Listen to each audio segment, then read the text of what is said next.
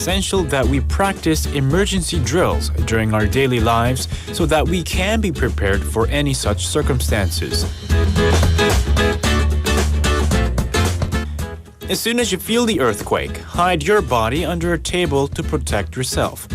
When the shaking has stopped, shut off the gas valves and turn off the electricity, and locate your way of exit by opening the doors. If you're coming out of a multi-story building, use the stairs and definitely not the elevators. When outside the building, rush to an open field and cover your head while en route. Finally, tune into a broadcasting channel and keep yourself updated on what's happening and what to do next. Or remember, prevention is the best solution. This campaign is brought to you by BFM 부산영어방송.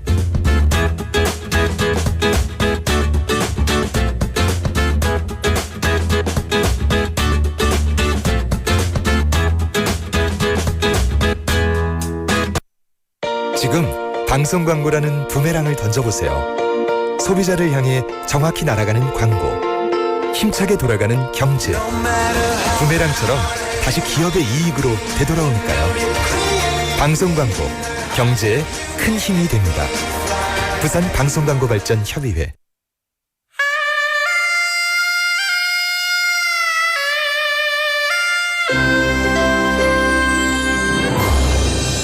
The time is now 7 o'clock.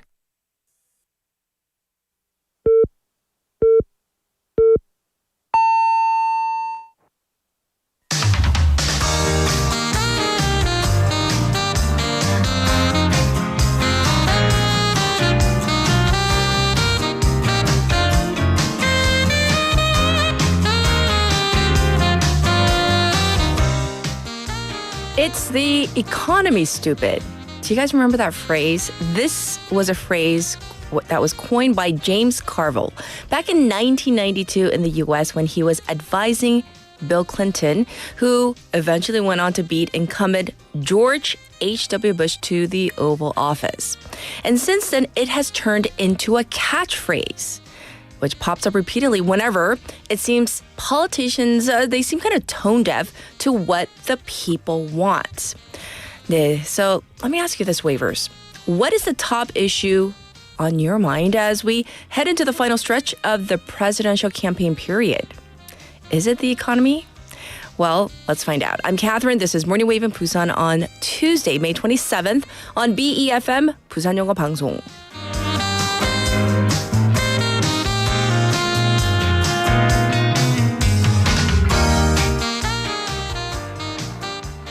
Good morning, Wavers. Thanks for tuning in. Those of you who are nice and early to our YouTube chat room as well. Well, you know, the election is literally like around the corner, a week away. And I don't know about you, but I think people really feel it these days. Everyone seems a bit, thin, stretched a little thin these days, meaning everybody seems to be on a tighter budget.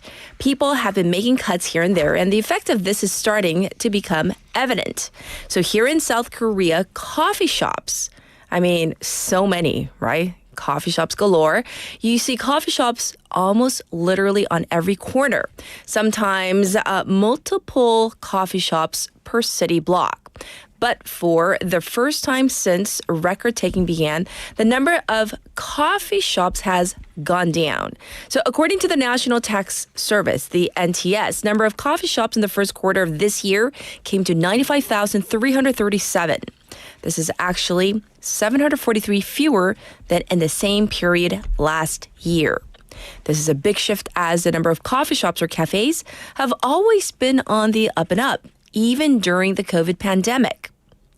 Actually, the entire restaurant industry has been diminished in the first quarter of the year. We're talking about eateries like for chicken, pizza, Korean food, Chinese restaurants as well.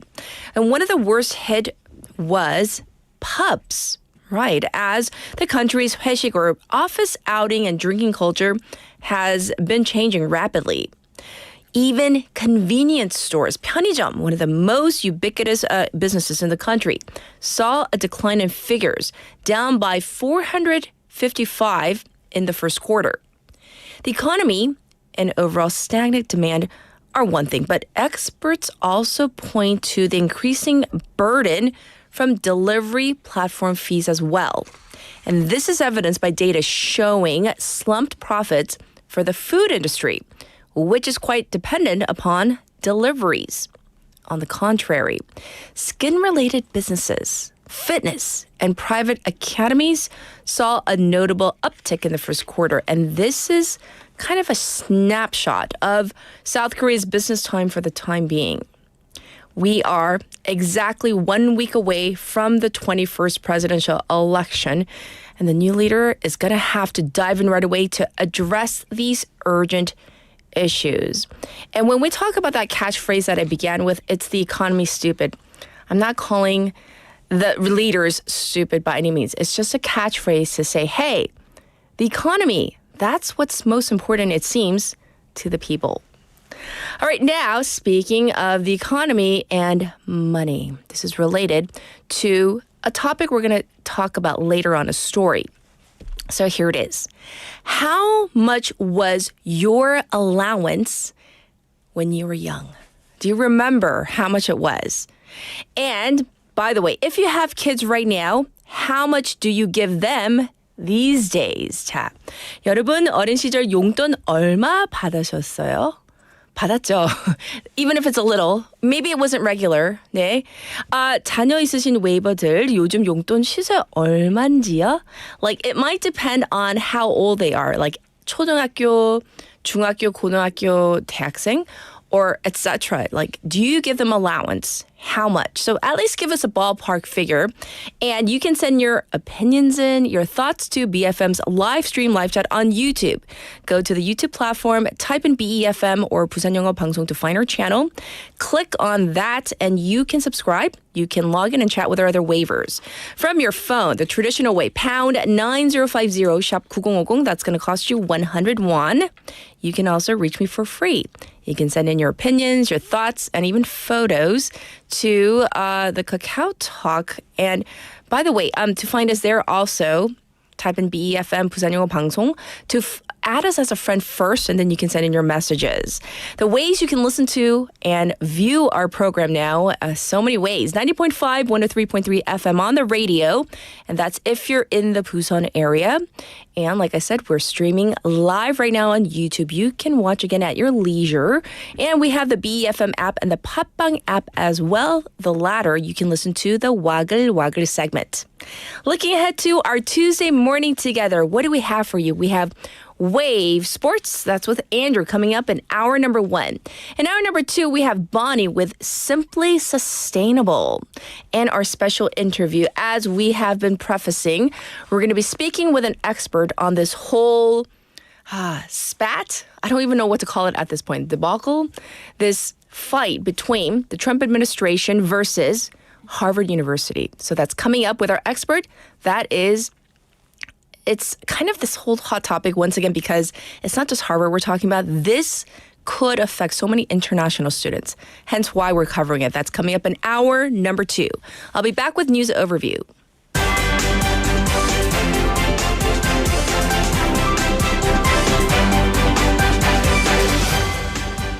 It's now 7:07. This is News Overview. Ex-President Yoon attends insurrection trial. Police pick up speed on investigation. Ousted President Yoon Suk-yeol attended the 5th hearing of his insurrection trial as the police have secured new evidence into his insurrection investigation and questioned key members of his former cabinet.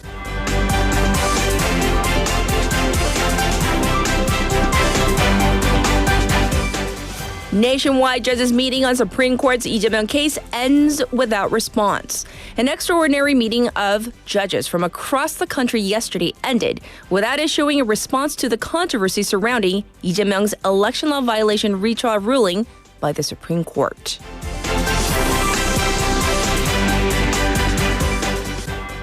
Former President Moon Jae-in's trial to start next month. Seoul Central District Court will hold the first preparatory hearing of former President Moon Jae-in's bribery trial on June 17th.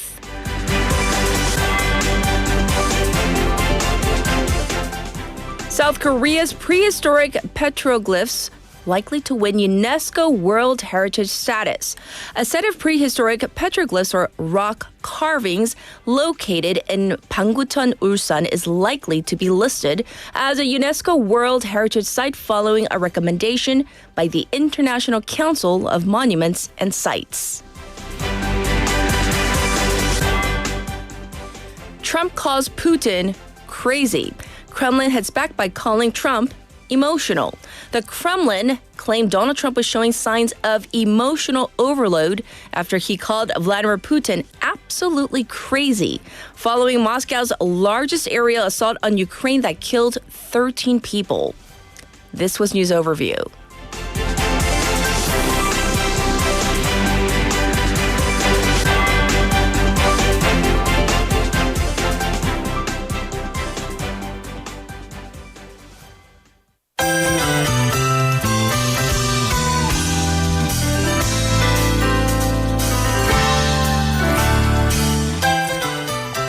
It's time for Now in Busan. We have Sejun in the studio. Let's say hi. Good morning. Morning, how are you? I'm doing great. How are you? I'm very great.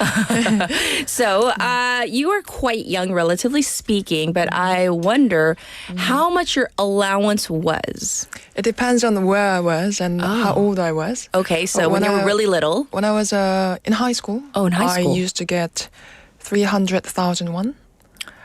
Per 30만 원 per month. Okay, I was going to say per week. No. Okay, per month. And Okay. all my friends used to get the same amount. But when I get into university, and it was about 100,000 won, so it's per 50만 month. 원. But my friends also get this amount. But, Similar amount, yeah? Yeah, but some of my friends didn't get any allowance from Yes, right. But you were parents. lucky. Solid. Yeah, I was lucky. And when I was abroad, it was about 1,100,000 원. Because you have living expenses and costs, right? Yeah. So it you really were depends lucky. You had good parents, meaning they were able to provide for you and they were willing to give you allowance. Now I'm kind of feeling guilty. I hope my youngest isn't listening. She's in high school and she gets 4만 원 per month. 4만 원 per week. I see. So that's like half of what you...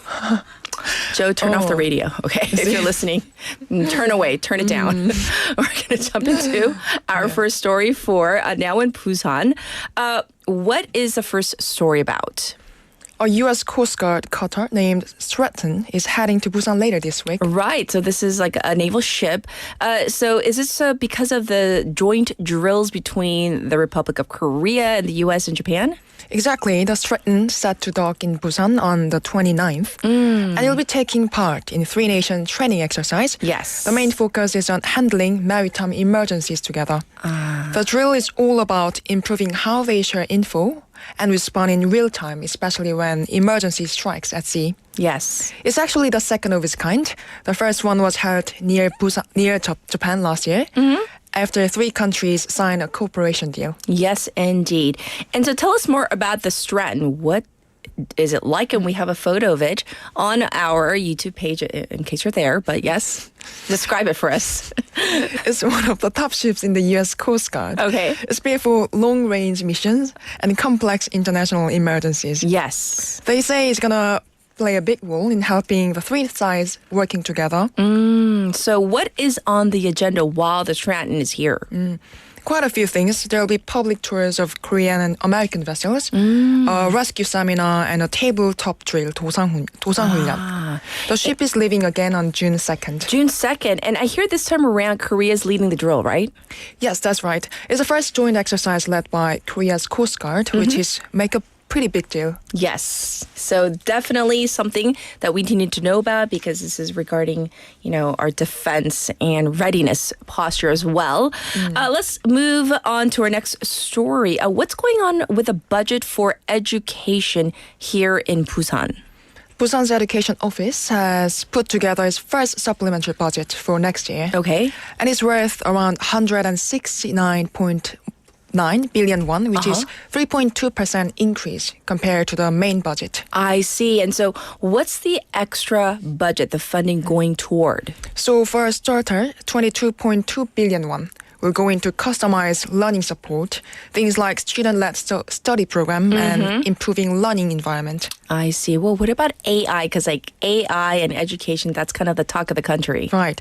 They are allocated around 5 billion won for things like AI-powered learning spaces, individualized learning programs, and building a new data lab. Yes. So what about support for students with special needs? That's in there too. About 2.6 billion won will go toward therapy costs and transportation support for them. And 900 million won will support vocational schools with public outreach and job fairs. And these days, there's been a lot of focus also on things like equality and safety. Anything there? Yes, there's funding for gender equality education, sexual violence prevention, and installing anti-spy cams in school bathrooms. And for teachers, they will spending about 400 million won on AI assistance to ease admin tasks, plus training support and health checks. Yes. And around 600 million won is gonna go to school sports and playground upgrades. So definitely good for our students, all of the different students here in Busan. When does all of this get finalized? They will review and vote on the budget during the council's regular session set for June 4th to 19th. Yes, so that's definitely good for our students in the city of Busan. Okay, moving on, I hear that you have something for young adults. What is this?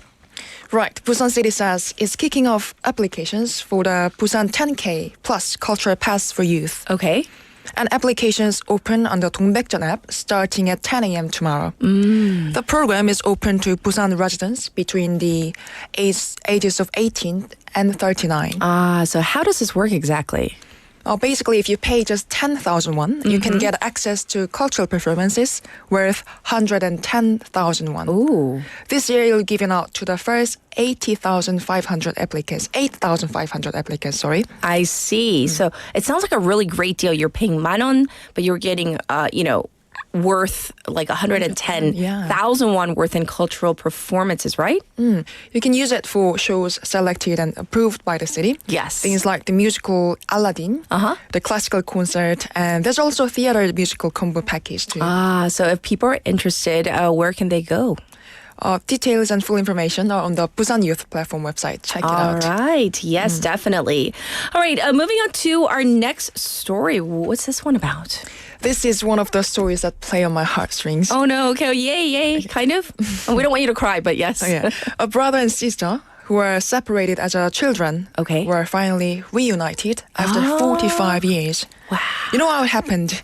DNA matching program run by the Korean National Police Agency. So I guess like they had registered their DNA. But anyway, we need to know, how did they get separated? Yes, so in 1981, when she was just 3 years old, during a family meal and Chinese restaurant in Busan, she went missing, ended up in child protection facility and grew up there. Oh no.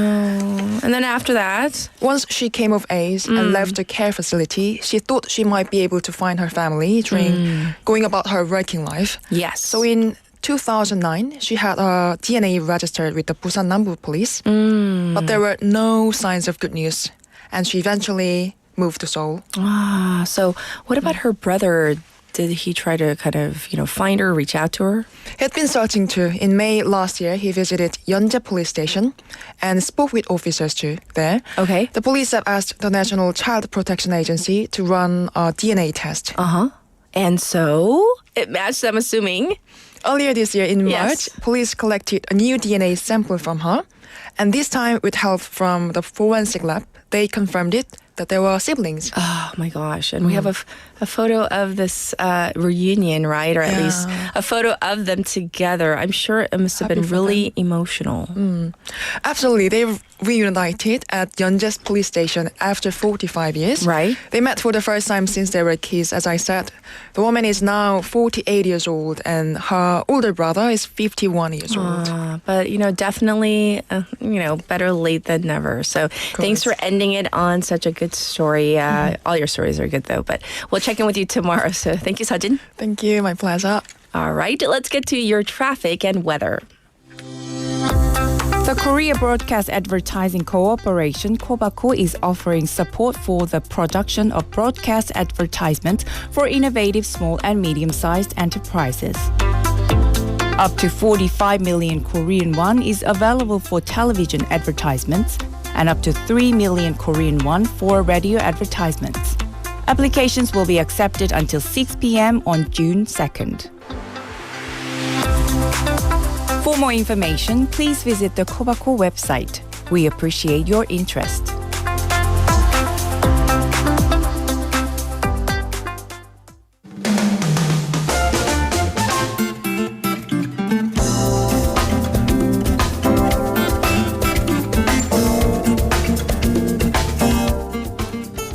It's time for your traffic and weather report on this Tuesday morning. It is backed up on Manduk-daedo from Manduk Tunnel number 2 to Manduk intersection. And it looks congested from Hwangryong Tunnel to Dongso Overpass at the old Kaegum Tollgate. And there is traffic reported on Gwanmun-daedo from Pangnam Tunnel to Baegang Tunnel. And it's also looking slow on Luno-Samsung-daedo from Byungji Underpass to Shinho Bridge. It's currently 15 degrees Celsius here in Busan. Clear skies. It's going to go up to 23 today on average. Across the nation, cloudy with showers forecast for parts of Gangwon, Ulsan, and Gyeongsang areas. The daytime highs are expected to go up to 28 degrees Celsius in some areas. So, heavy fog around coastal areas. That means you're going to have to be extra careful as you head out. This was your traffic and weather.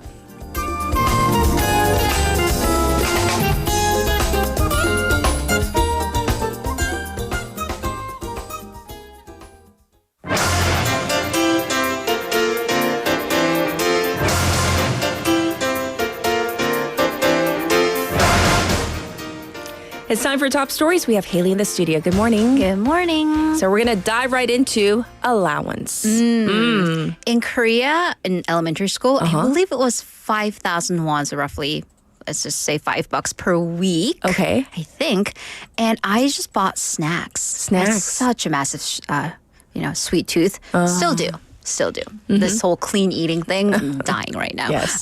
But yeah, so I think Taeji님 too, there was this, it's discontinued, so I'll say the name. It was called Black Rose. It was this chocolate that was rose shaped. I don't know. It was pretty. It was sweet. It was yummy. I don't know how quality of chocolate it was, but I was in the second grade. What do I care? Yes. And then middle school, I think it was like $20 per $20 per week. I also worked for my parents. The whole Child labor thing. Yeah. It was an immigrant family. Yes. And then clothes and makeup. Because, we got to beautify. Teenager. Right. Yeah. 예지 PD님 says, 불량식품 맛있어요. Oh, yeah. With the, wiggly waves. 달고나 엄청 많이 먹었던 것 같은데. But 달고나 was kind of a non-regular thing because you could only get it when the 아저씨 came to your elementary school after school and then was making it. I never had 달고나 until when I first came to Korea. And we went to the mart and we saw one of those kits where you can make it at home. And we burned two of our... That's how you ruin a ladle. We ruined two. And we're like, oh my gosh, how do we do this? Why do we buy this? But the kids kept on saying, more, daddy, more, make some more. And then he would try so hard, whipping it furiously with, the chopstick and he's so bad at it.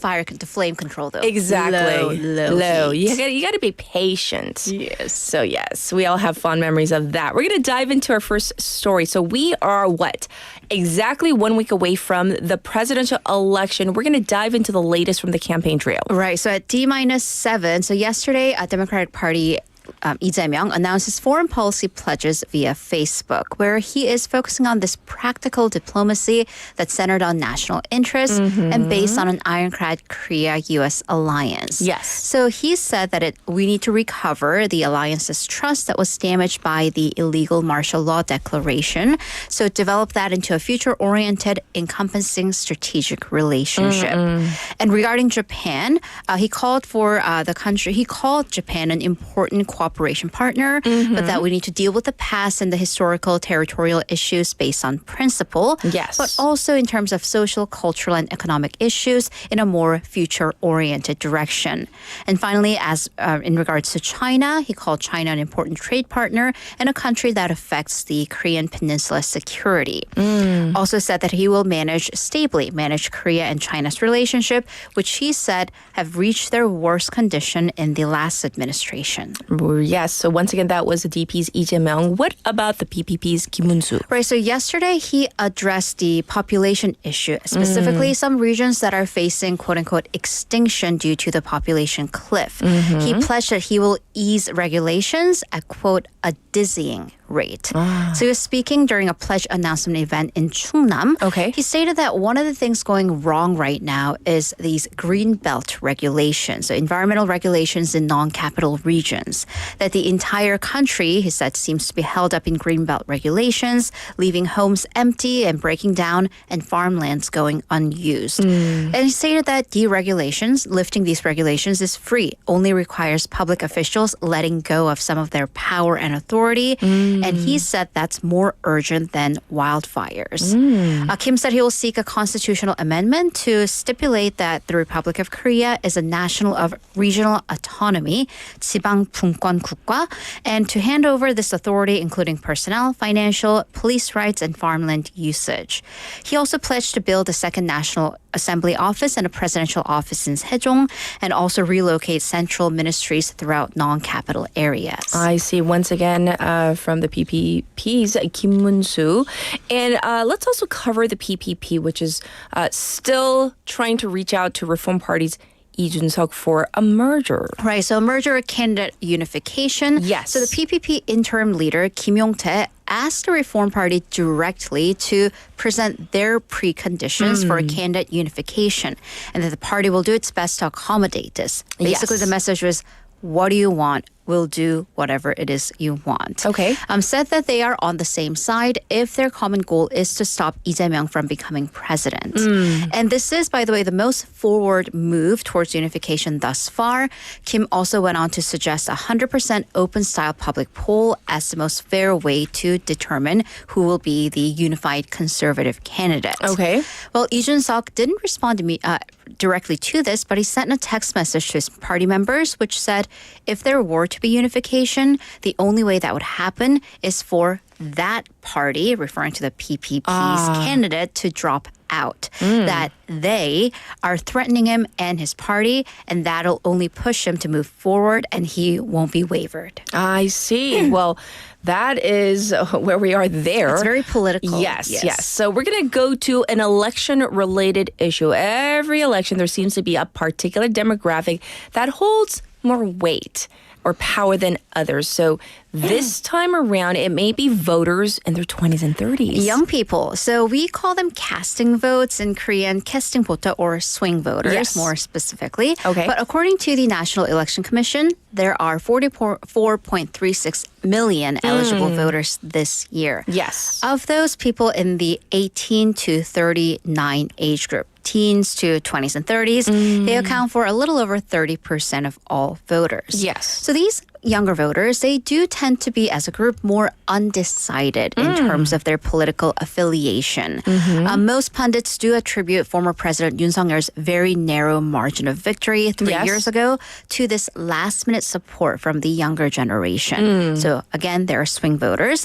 So experts say that those in their 20s and 30s, they've experienced administration or political changes basically with every single election. It's gone conservative to progressive, so on and so forth. Yes. So, and also what's important is they don't have a common thread that really groups them together in terms of a political affiliation. For example, people in their 60s and 70s, industrialization, this whole miracle on the Han River issue. Yes. And then people in their 40s and 50s right now, democratization. I see. Well, in the past, the younger generation was seen more as kind of apolitical, right? But it just seems like things are so different this time Right. around. So even just, 8 years ago, several years ago, you say election day is a holiday in Korea, and young people just kind of treated this as a holiday. They're going to go take a trip. But in the younger generation has been lukewarm in the past. However, with the recent political turmoil and what's been happening in terms of larger social disasters in their lives, Right. they are becoming more and more active participants. I see. So the NEC survey showed that those in their 20s and 30s showed the biggest increase in the number of people who said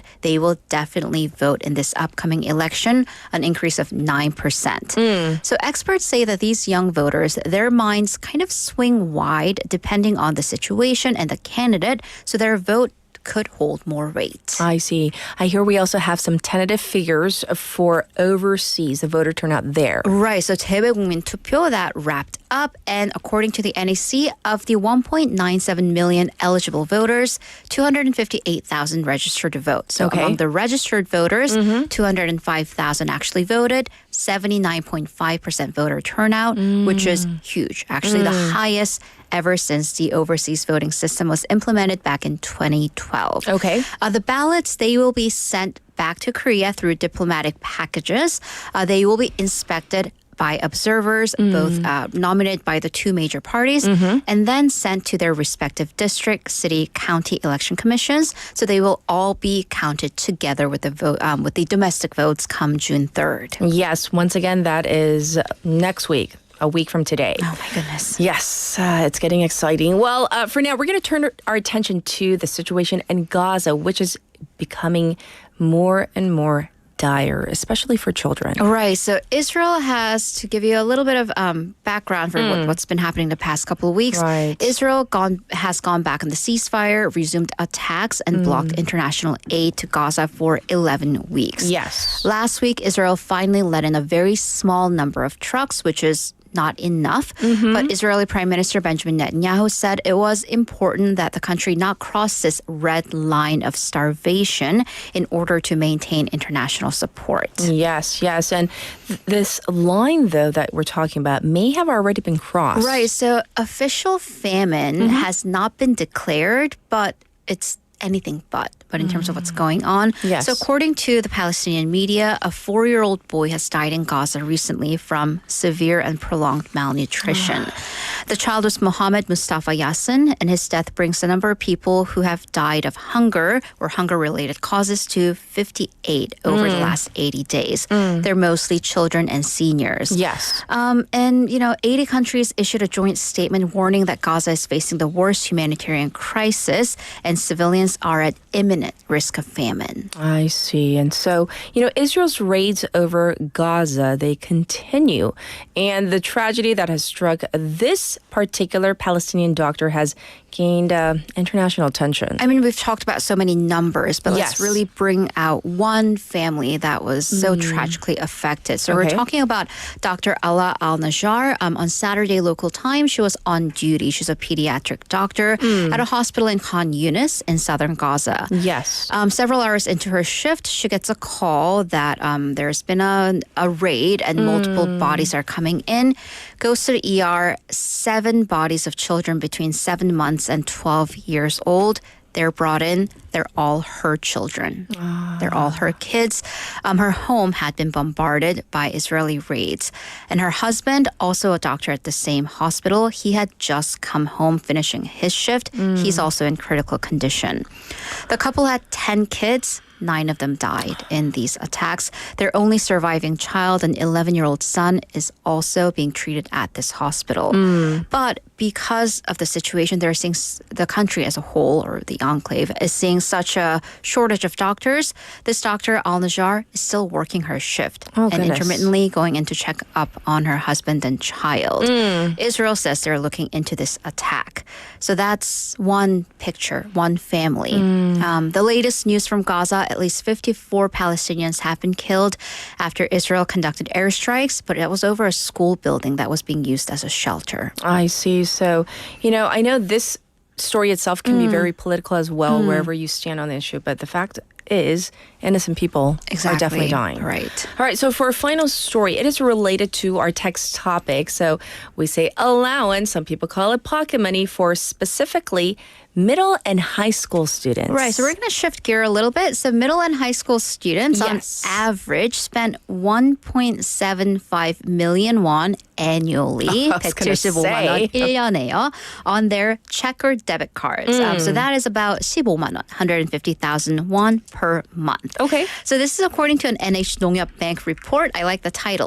그 많던 용돈은 어디로 갔을까? 정말 어디로 갔을까요? 어딨니? 내 돈 어딨니? Where did all your, or maybe my, money go? Yes. So this is big data analysis on their teen customers.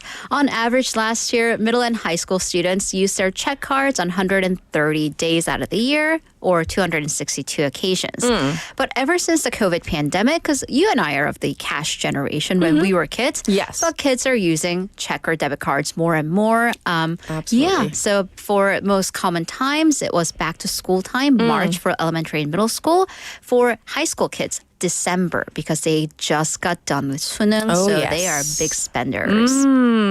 Indeed. So, where are they spending the money? Whether it's their money or our money, however we want to think I of mean, it as. some of them earned it. Yes, yes. But most common, convenience stores, 편의점, school concession stands, 학교 매점, and restaurants. Okay. So that was the common thread. But then for boys, game rooms or PC rooms, 16 days out of the year. Girls, cafes, pretty much same 17 days out of the year. But the more common cafes were the takeout only, the larger portion, cheaper ones.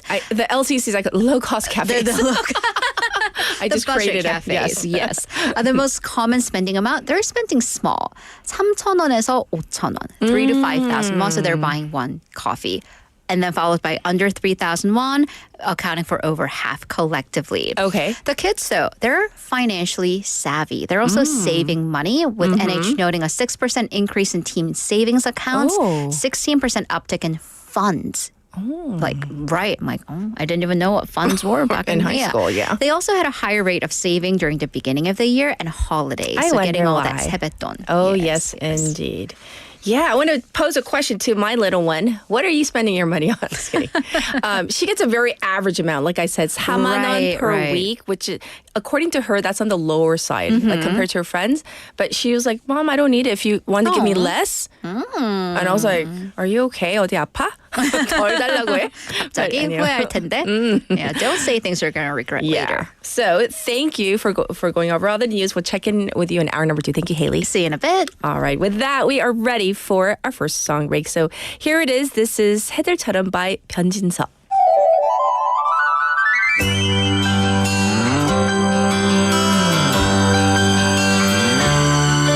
열린 공간 속을 가르며 달려가는 자동차와 석양에 비추인 사람들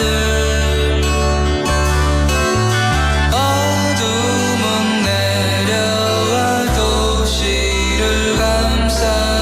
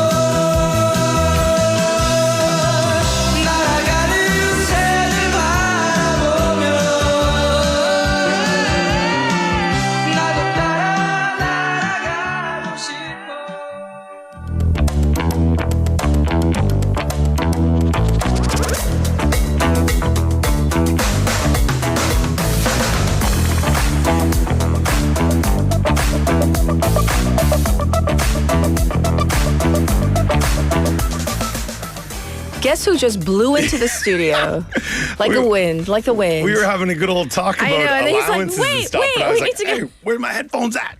Yes, Andrew's here for Wave. Well, I came in on the Wave Sports. That's right. Yeah, I was came like, in on the come on. Wave. I came in on the Wave. So what were we talking about? How much did you get when you were little? well, no, allowance. when I was little, Yeah. I've never been little. but When you were come on young, when now. you were a baby.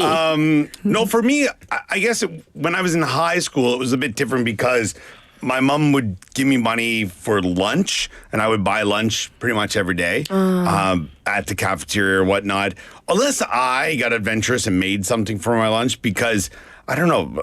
My mom was just like, listen, I'm going to the grocery store. I'm spending all this money. I don't know if you're actually eating the lunches I'm making for you, like the sandwiches and things like that. And then also, like, I think there was maybe some science class and we were talking about meat and, you know, if in the morning if it's not refrigerated and this stuff, and then I'm making like deli sandwiches and stuff like that.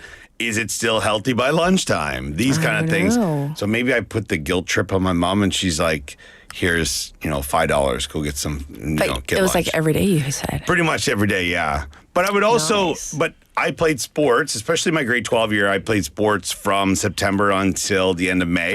So every day we had something going on. I rarely took the bus home after school.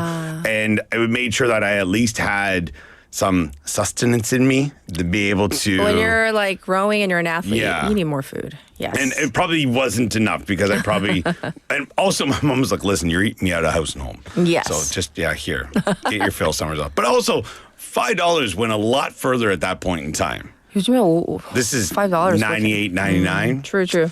Aging myself. Oh my God. All right, we got to get to some good Yes. news. Yes. Yay. Where's the confetti? Where's the Liverpool confetti? parade. We got to throw it. Yeah, confetti.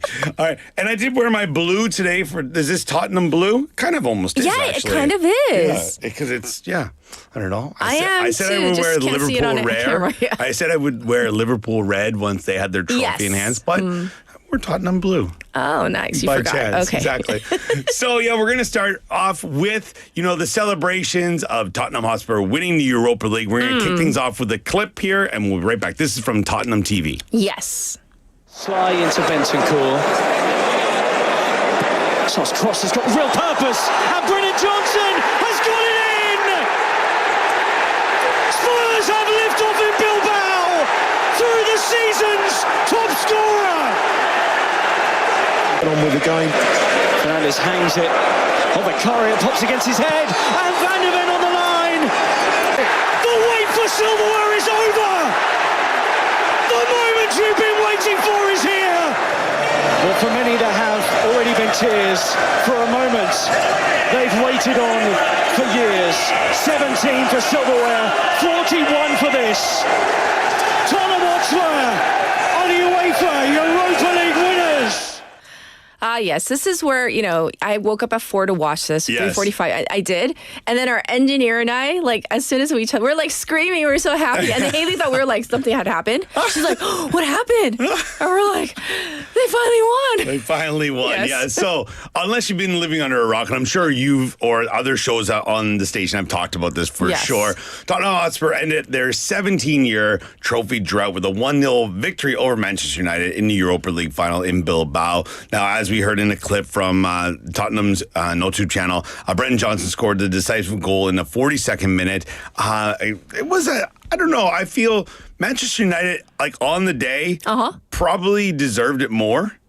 In the sense of stats wise, if you're somebody who looks like at the stats and whatnot, If look at the possession rate, but they just couldn't break down. No, the the defense was good that day. Tottenham's D, but also the goal that was scored was kind of a lapse in their defensive. It was. But that happens in a game. You Yeah, just have and the to thing is, you have to capitalize. in the beginning, they were like, is that an own goal? Did he get his toe on the ball? No. Yeah. And then some people are like, did that come off a hand? I know. Because it was the way it bounced in. Right. But then it looked like it was all over. Not all over, but it was maybe possibly going to end up going to extra time. Yeah. Because there was a ball that came off of Vicario's face, as we heard in the clip, and then Mickey Van der Ven. He was like Superman. Or Mickey Van Damme. I know. Is what some people were calling him, as in Jean-Claude Van Damme. Right. And his kick off the line was insane. honestly, a couple more millimeters, it's a goal. Oh, absolutely. You know, and it was pretty.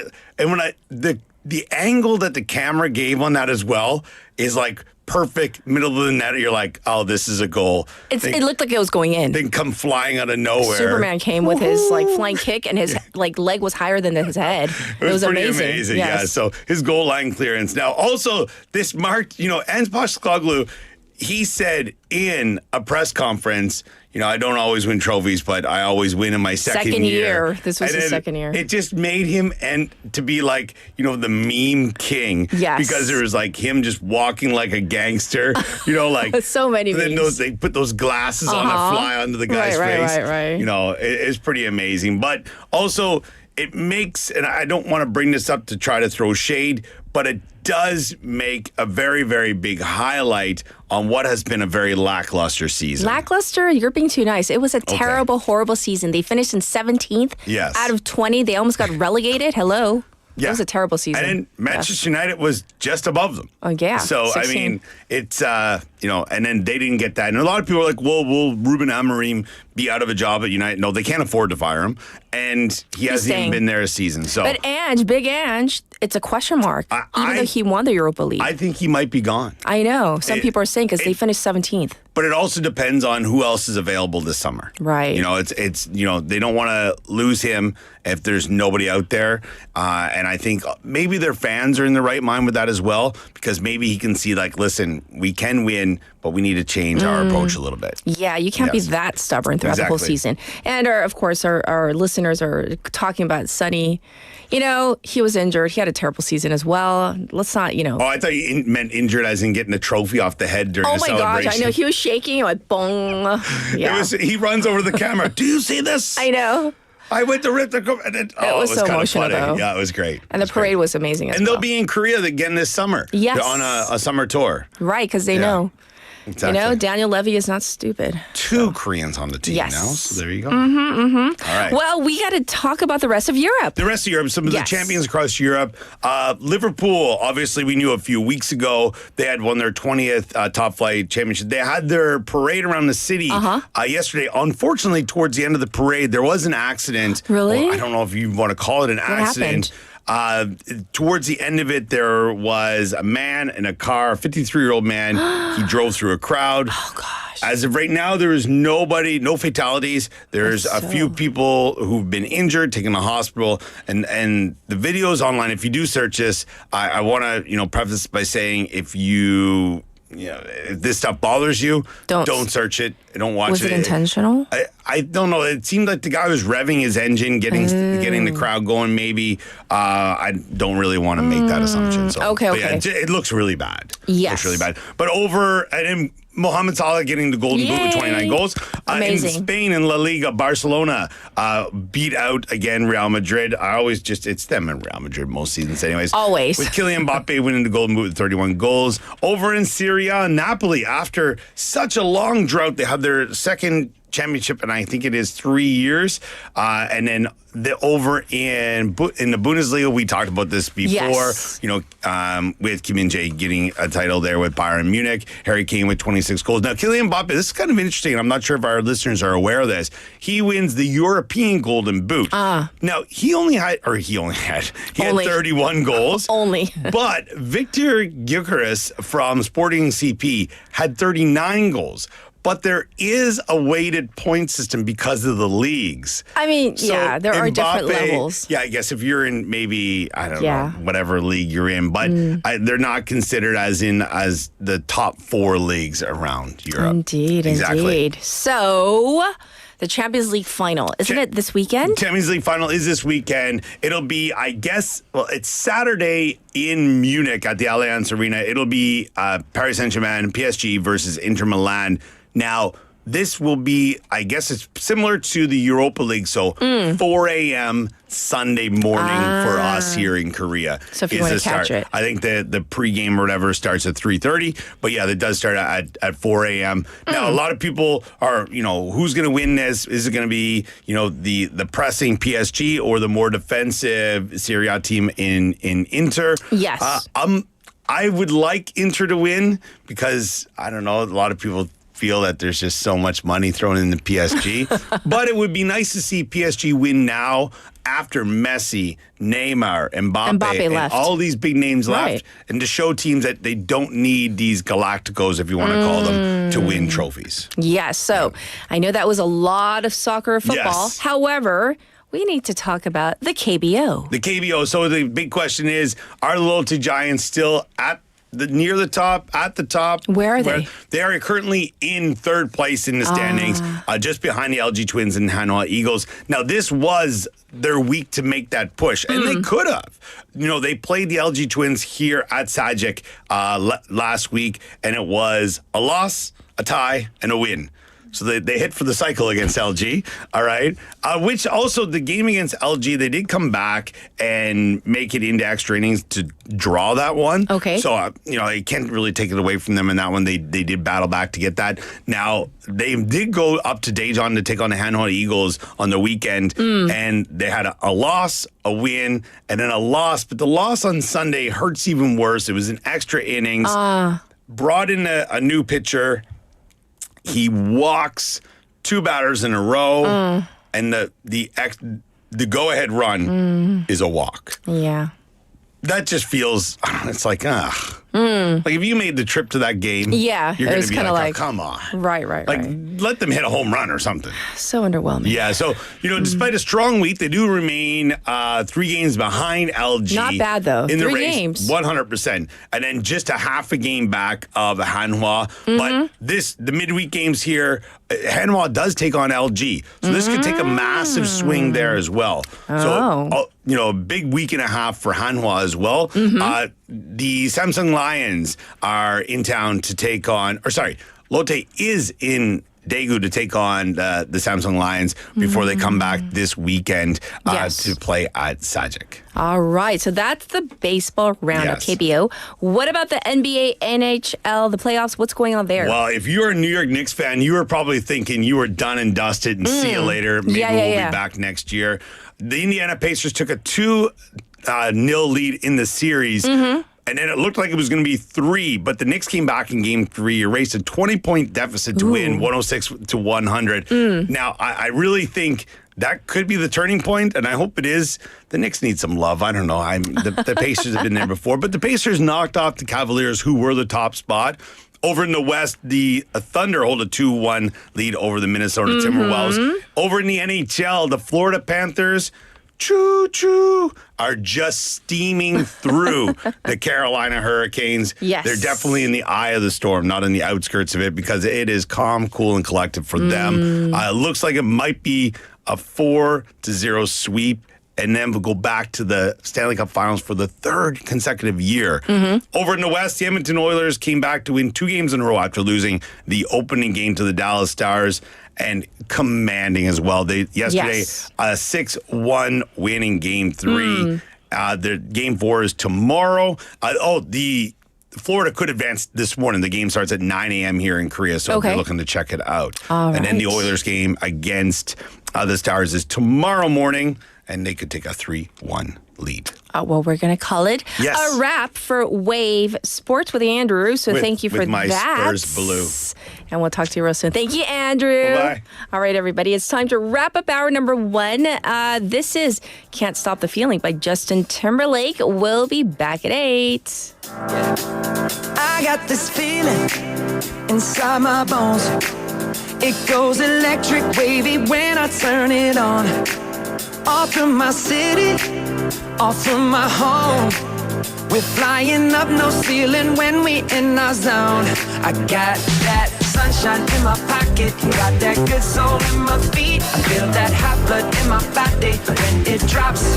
Ooh, I can't take my eyes off of it, moving so phenomenally. You're more like the way we rock it, so don't stop. And under the lights when everything goes, nowhere to hide when I'm getting you close.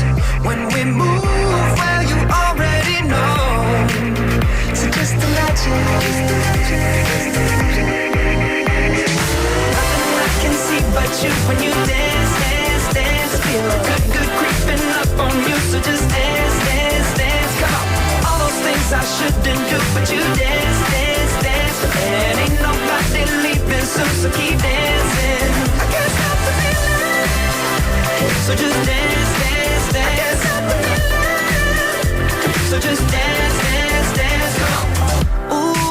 something magical.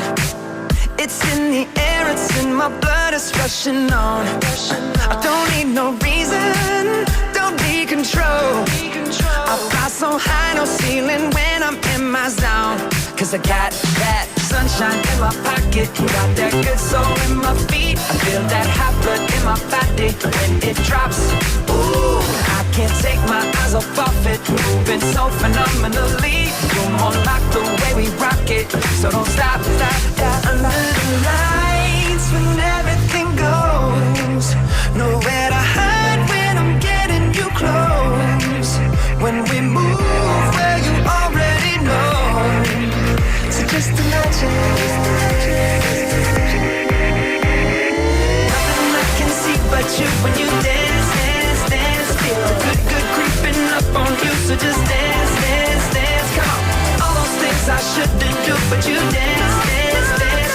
And ain't nobody leaving soon, so keep dancing. I can't stop the feeling, so just dance, dance, dance. So just dance, dance, dance.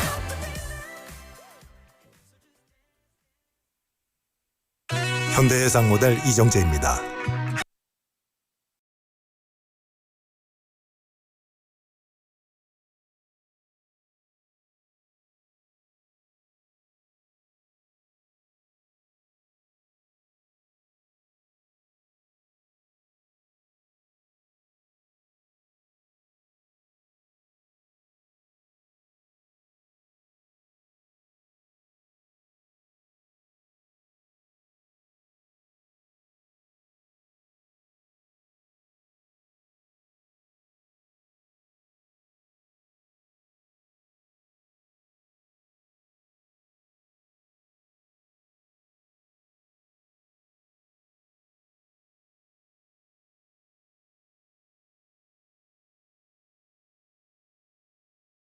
사고는 지속적으로 발생하고 있습니다.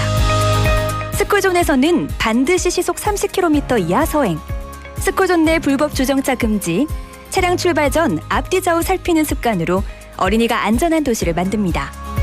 참, 운전 중 휴대전화 사용은 모두에게 위험합니다.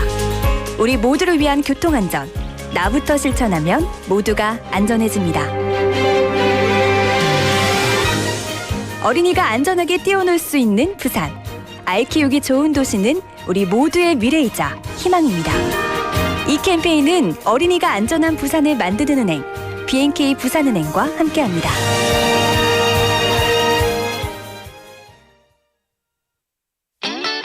꿈의 가치를 생각합니다. 빛나는 아이디어로 도전하는 청년의 꿈. 새로운 기술로 시작하는 스타트업의 꿈. 더 크게, 더 높이 성장하는 유니콘의 꿈. 가능성과 잠재력에 주목한다면 꿈은 무한한 미래가 됩니다. 현재보다 미래 가치로 모두의 성장이 모두의 미래가 되는 사회. 우리가 함께 만들어갑니다. 이 캠페인은 기술기업의 스타트업부터 스케일업까지 함께하는 혁신 성장 플랫폼 기술보증기금이 함께합니다.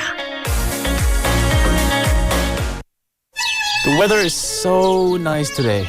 I'm sure this won't be a big deal. A 3-second long lapse in judgment can burn up an entire mountain, which will take 100 years to recover. We can protect these lush forests if you follow these guidelines.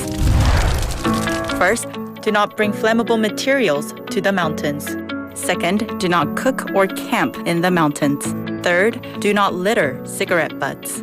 Your small actions are the first step towards protecting the beautiful forest. This campaign is brought to you by BEFM 부산영어방송.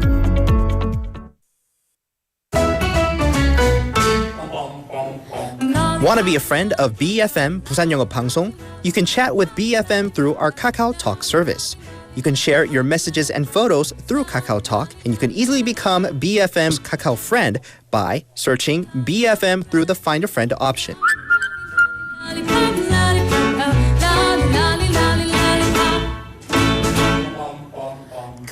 Come share and chat with us at BFM anytime, anywhere for free. Don't forget to add BFM 부산영어방송 to your Kakao friends list. Man, I haven't got a chance. I call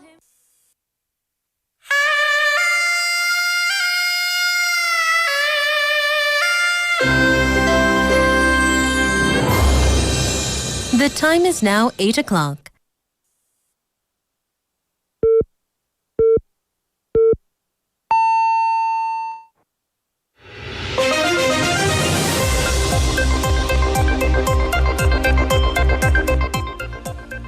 It's now 8 o'clock. This is hour number 2 of Morning Wave in Busan. We're going to begin with Spotlight News.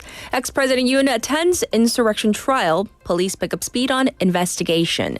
Ousted President Yoon Suk-yeol attended the 5th hearing of his insurrection trial as the police have secured new evidence into his insurrection investigation and questioned key members of his former cabinet. The police said they have detected signs of some call records having been remotely deleted from a secure phone held by the former president days after his failed martial law imposition last year, after securing 19 cell phones and CCTV footage from inside the room where the cabinet meeting was held. The police also questioned former Prime Minister Han Duck-soo, former Interior Minister Lee Sang-min, and former Finance Minister Choi Sang-mok based on the analysis of the surveillance footage.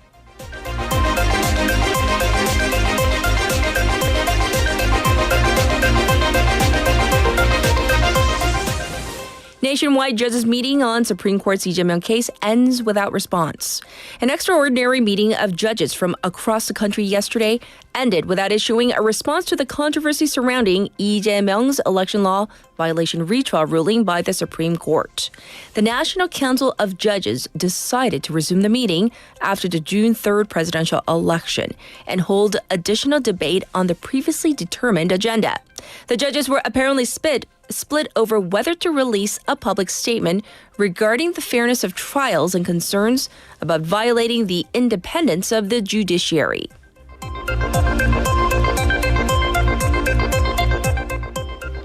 Former President Moon Jae-in's trial to start next month. Seoul Central District Court will hold the first preparatory hearing of former President Moon Jae-in's bribery trial on June 17th. Moon was indicted last month on charges of receiving bribes in the form of a salary and other payments worth over 200 million won for his then son-in-law from the budget carrier Thai Eastar Jet. During a preliminary hearing, the court typically verifies the defendant's position and plans for future proceedings. Unlike the main trial, the defendant is not required to attend.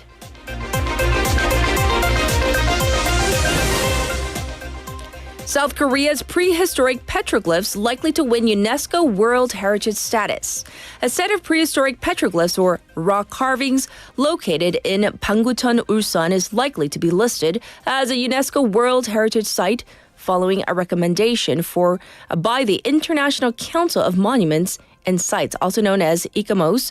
A recommendation by ICOMOS is deemed a preliminary approval for UNESCO World Heritage status. A final decision will be made at the upcoming World Heritage Committee meeting in Paris in July. The engraved images include numerous humans, animals, ships, tools, and nets. Experts say the petroglyphs are presumed to have been made sometime between the late Neolithic period and the Bronze Age.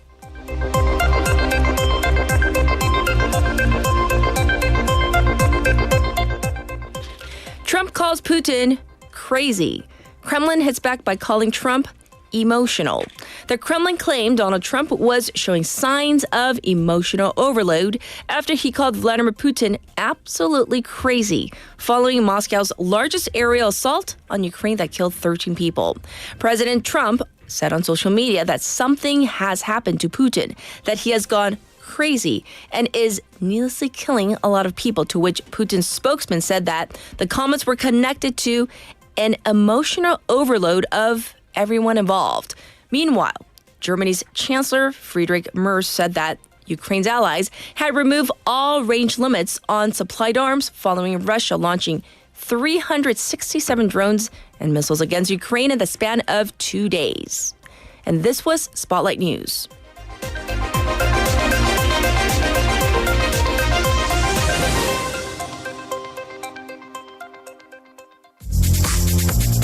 Good morning. Good morning. 굿모닝입니다. Good morning. 좋은 아침입니다. Morning Wave in Busan. Morning Wave in Busan. Morning Wave in Busan. Major news, local buzz, and expert takes. It's all here on Morning Wave in Busan. Brighten up your morning commute with Morning Wave in Busan. Morning Wave in Busan.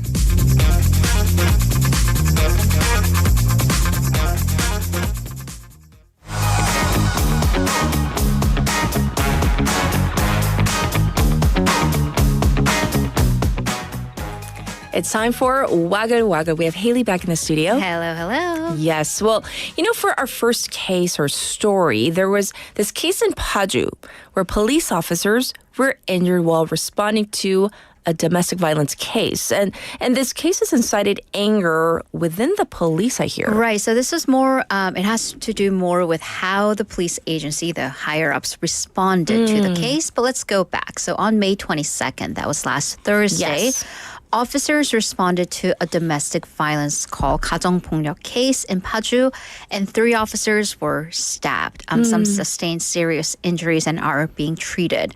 However, later, a higher-up official with the police told the media that there was an order for the officials to wear protective gear before they were dispatched, but the officers didn't put them on. Okay. So this led to kind of an explosion of complaints from the lower-ranked officers, most of them evident on Blind, which is a professional's anonymous site, saying that who has time to strap on the protective gear and stick on every single Velcro when you hear help me or save me or someone's trying to kill me from the other side of the phone.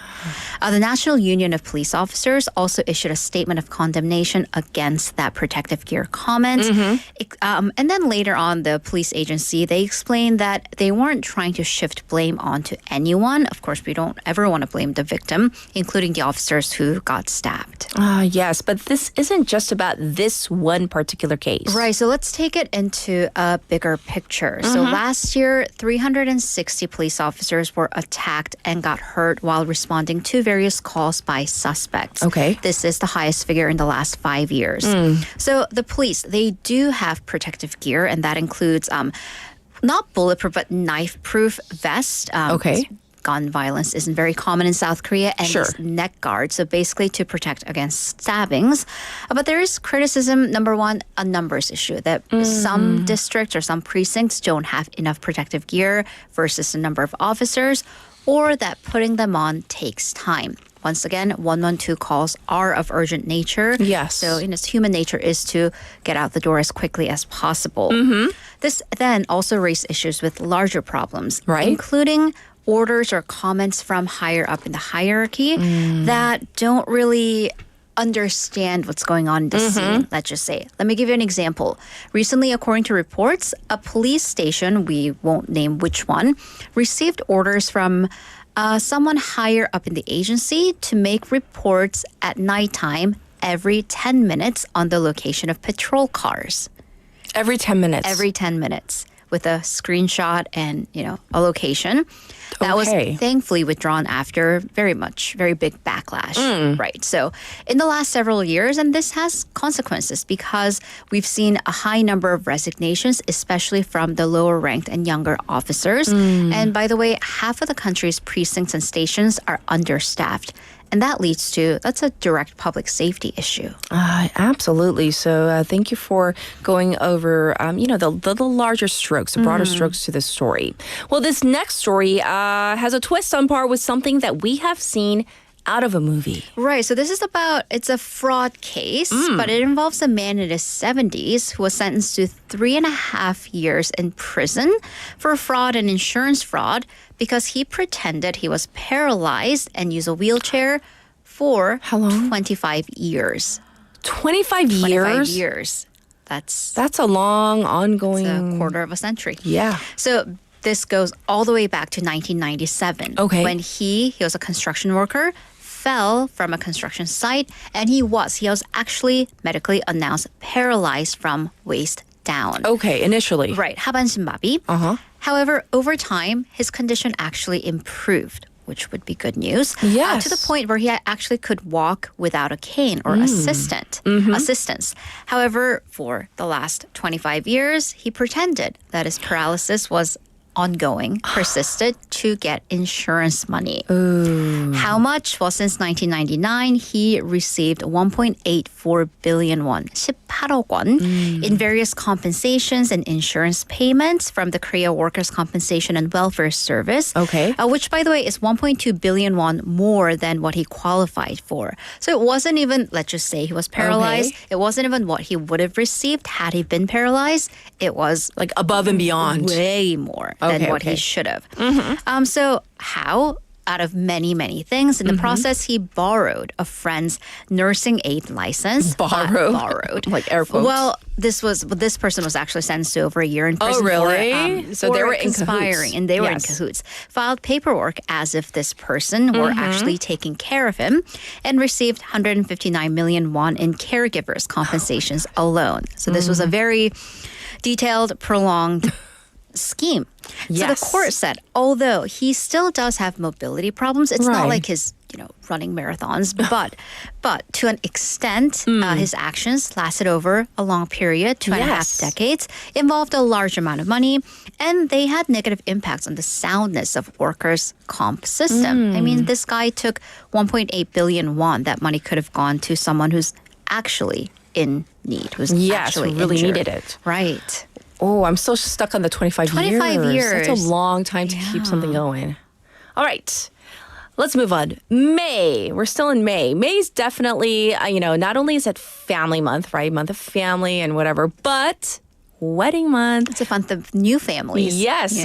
Wedding bells ringing. And so inflation has also impacted the very, famous, infamous here in Korea, the congratulatory envelopes, right? 축의금, right? So yes. I want our waivers to weigh in on this. So I know some of you don't live in Busan, but because the last time I went to a wedding was about a year ago. Thankfully, I don't have many friends. I mean, seriously, my bank account thanks me. How much is the standard for a colleague? 직장 동료 축의금 시세. It's all about 시세 today. So what's your allowance, going rate? What's the going rate for a I have a question. colleague? Yeah. And also, I would love to know, whether you attend or not, if there's a difference. Right. 아니, 그러니까 안 가고, you can give the congratulatory money. Right. But then you didn't go and partake and, eat their expensive buffet. But then, is it my... I'm just devil's advocate. Yes. Is it my problem that you chose an expensive buffet? Because honestly, though, I'd rather spend my I'm just saying. If it's like a colleague that I'm not best friends with, I was going to say your wedding, but I wasn't invited to your wedding a decade ago. Yeah, a decade ago. Yeah, I didn't know you. But if we're just colleagues, I think I'd rather be in my sweats with unwashed hair and eating ice cream out of bed on a Saturday.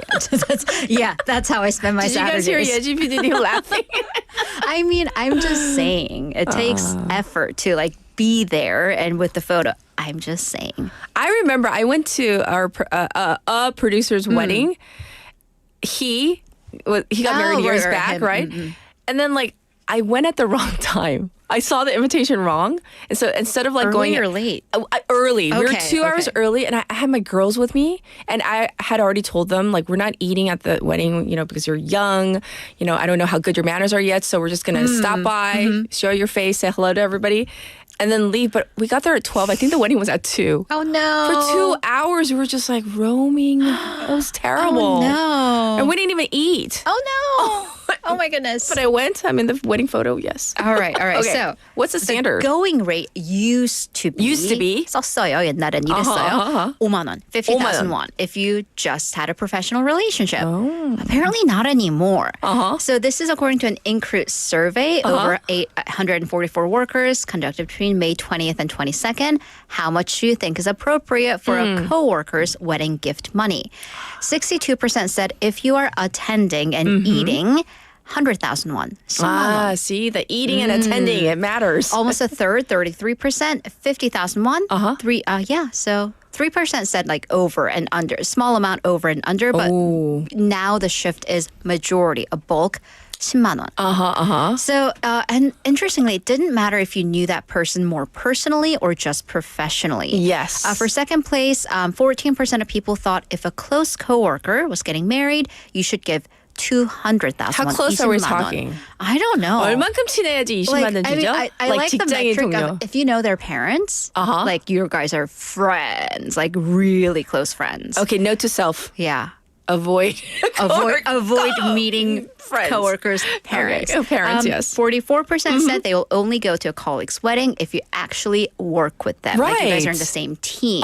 But 28% said they will go to every wedding they're invited to. Like maybe they're like Tommy, who says, if I go to the wedding, 100,000 won. If I don't attend, 50,000 won. You know, and then there's a big, question out there. Can you really be friends, 친구, 진정한 친구, at work with your coworkers or colleagues? I mean, is there such a thing? Like, are you true friends? Should you be? I mean, do you have to? Just saying. Wow. Just leaving it out there. Many discussion points. So many to be questions. had. Yes. All right. By the way, Haley and I are friends. We are. Yes. And PD님, we're close as well. So. I forgive you for not inviting me to your wedding. I know. Can you believe it's going to be? I'll tell you in a bit. Okay. On the day it happens, what year we're celebrating. All right. Our final story. This European city is asking tourists to stop taking this item as a souvenir. Rocks. But 돌멩이. 가져가지 마? Don't. Why? Yeah, because, Where are we, first of all? This is a CNN report. Yes. Belgium's picturesque historic town, Bruges, in Korean is Brugge. They've issued a request that tourists stop stealing cobblestones because these are rocks that are a part of the road from the UNESCO recognized Why medieval would you street. take a rock from there? Because it's a pretty rock and it's part of history, people think. So local politician Frank Diemen says that an estimated 50 to 70 cobblestones disappear every month.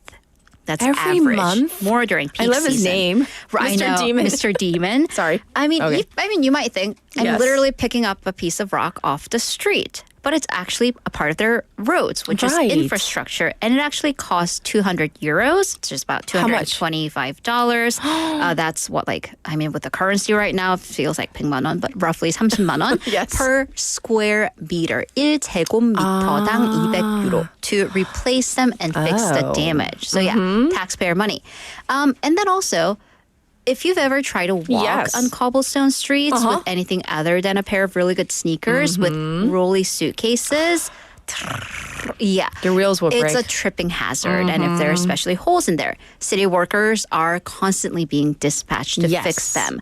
Mr. Demon says they're simply asking for respect. If you're stepping through centuries of history, the stones are also a part of the city's soul. That's true, though. And this is part of the whole larger issue of over-tourism. Especially in Europe, not only Bruges, but also Venice, Barcelona, they've been suffering from over-tourism. Yes. In 2019, Bruges voted to reduce the number of cruise ships that would be allowed to dock in a nearby neighboring port to end tourism promotions because I guess a lot of Parisian and also visitors to Paris come here for day trips. Yes. So summer travel season is upon us. It is Memorial Day weekend, aka unofficial start of summer. Let's be respectful. Yes, and a souvenir says 우리나라도 제주도에서 돌 들고 가서 문제 된 적 있어요. Right. And because there are Let's not do that. 몽돌, like the little Right. pebble beaches, that's also illegal because you're taking public property. Exactly. So don't do it. Well, thank you for such good woggly stories today. We'll check in with you tomorrow. Thank you, Haley. Have a great day. All right. Apparently, a lot of you are saying that you agree with Tommy, the whole 가면 10만 원, 안 가면 5만 원. 하지만 친하면 안 가도 10만 원. Souvenir says. That's a good point. Well, we're going to get to your traffic and weather.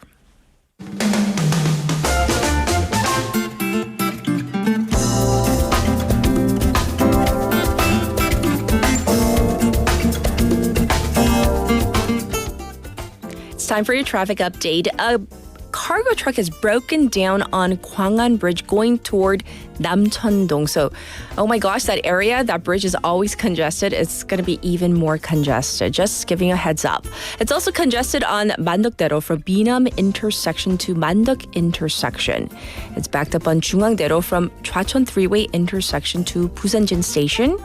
And it looks quite busy on Pyeonglo right now from the old Panyo Tollgate to Suyeong Tunnel. And also about a congestion on Kayadero from Kaegum to Jure intersection. Currently, it is 18 degrees Celsius under clear skies here in Busan. It's expected to go up to 23 today. Across the nation, you can expect some clouds, even showers forecast for parts of Gangwon, Ulsan, and Gyeongsang. And the daytime high, it's going to go up to 28 degrees Celsius in some areas today. However, around the coastal areas, there is still some heavy fog being reported, so please be careful, especially for driving. This was your traffic and weather.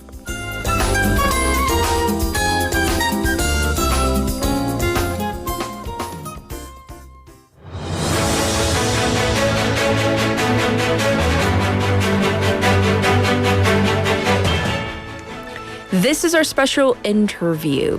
The U.S. Department of Homeland Security recently revoked Harvard University's certification under the Student and Exchange Visitor Program, SEVP, preventing the school from enrolling international students and putting current students' legal status at risk as well. So federal officials claim that, Harvard has allowed an unsafe environment for Jewish students, citing the presence of quote-unquote anti-American, pro-terrorist agitators, and even accused the university of ties to the Chinese Communist Party. In response, the university condemned the action as unlawful and swiftly filed a lawsuit to challenge the decision. And so since then, a federal judge, from what I understand, has issued a temporary restraining order, but we want to find out more. Joining us once again is Professor Grant Rear, Senior Research Associate in the Campbell Public Affairs Institute and a Professor of Political Science at Syracuse University's Maxwell School of Citizenship and Public Affairs. Welcome back, Professor. Hi, it's good to be back. Thanks for having me on the program. Absolutely. So, can we get the backdrop to this? Our listeners, some of whom may not be aware of what has led up to this whole situation, this tense kind of standoff between the Trump administration versus Harvard. So what exactly happened? Yeah, well, there are layers to this. And so at the most immediate level, the Department of Homeland Security, the secretary said that there was a specific request to Harvard to provide information on foreign students about their activities at Harvard University. Yes. And Harvard refused to comply with that. And so at the most micro level, that is why their participation in the Student and Exchange Visitor Program was revoked. My understanding is that they have the authority to do that. Now, at a higher level, their reasoning for asking for that data is what you talked about, is the claim about the environment that Harvard has allowed to persist there since the October 7th attacks on Israel by Hamas, and then Israel's response in the war in Gaza. And so the claim is that that situation and the protests that happened at Harvard created an unsafe environment for Jewish students. And then you have this an ancillary thing about the Chinese Communist Party. That seems to me sort of kind of thrown in as a extra. We can go into that if you want, but there was a training program that seems to be the basis for that. At a much higher level, this is a political conflict, and it has to do with the fact that the universities, going back to 2016, have been, and particularly the elite universities like Harvard, have been very vocal in their opposition to Donald Trump. And not only that, but, and this goes back even further, in the last 25 years or so, many universities, mine included, have become more and more ideologically monochromatic. They have become more unified on the left. And there are fewer conservative and Republican voices. So that's the largest level of backdrop to this. I think there is a sense that on the president's side that these universities have not been friendly toward him, they've been overly critical toward him, and they don't have any kind of viewpoint diversity. That's the phrase that's being used a lot now. I see. So that's a complicated answer, but those are the different layers. Yes, yes. So that is kind of the foundation of why we are having this interview today, Professor. And so apparently Harvard fired back by filing a lawsuit or trying to get an injunction or temporary, I guess, order against the Trump administration over the decision. So what is the university arguing? Well, the university is arguing that this is an overstep of the department's authority, that they didn't have proper grounds on which to revoke their status. And so they're contesting the facts. They're also making claims about free speech and academic freedom as well, and in addition to undue burden. And so I'm not a lawyer, and I'm not certainly a specialist in this area. Sure. But looking at it from my perspective, I think ultimately the government is going to win this one because it seems pretty clear that the department is able to either grant or revoke the participation in these exchange programs, and that's what provides the visas for the students. That's the connection to the students being able to be in the United States. Right, and if I'm not mistaken, I mean, wasn't there a freezing of funds as well, like before this latest layer of whatever's happening right now? Exactly, and so because of the second layer I was talking about, because of the conflict over that, there was a freezing of federal grants to Harvard. They have had to pay those themselves now because they don't want the research to stop. Right. And they don't want to leave all these professors and graduate students in limbo on those research projects. So there was a freezing of that. There has been an effort to take away the university's nonprofit status, and so therefore its tax exempt status. That would be hugely impactful financially, as would be not being able to have international students because they make up a quarter of all of Harvard students. And then the other piece of this is, and this is in the tax bill that just got passed by the House of Representatives, now is in the Senate. That has a provision to start taxing some of the endowment returns that universities have on the basis of their size. And so there's a lot of different components to this war that the Trump administration is waging against Harvard, but also other elite higher education institutions. Yes, indeed. So that takes us to our next question, because this whole student and exchange visitor program, I assume, is not important just for Harvard, but it might be for Syracuse as well, where you are, or any other of these, top-notch universities. I mean, isn't this an important program? Oh, yeah, it's huge. And, we have a very large number of international students, and it would change the fundamental nature of Syracuse if they were to not be able to be here. Right. And so this whole thing has got the university's attention. If Donald Trump was trying to get the university's attention, he has it. And I know that my university is very worried about this. Yes. Fortunately for us in this regard, we have, first of all, a very large Jewish student population. Okay. And secondly, we have not been on these lists where institutions have been identified as not providing safe environments for Jewish students. I see. So but there are, but that doesn't mean there won't be another angle to come with this. There's another piece of this that's in the weeds that I should say too. Yes. International students are often paying the full sticker price of the tuition.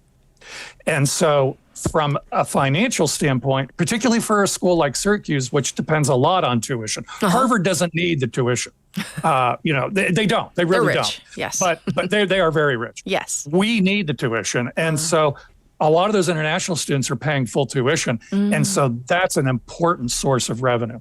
Great point that you make, Professor. And so how has this decision affected students that are already at Harvard? And I'm sure, students at other universities as well, I'm sure they're very stressed or very concerned right now.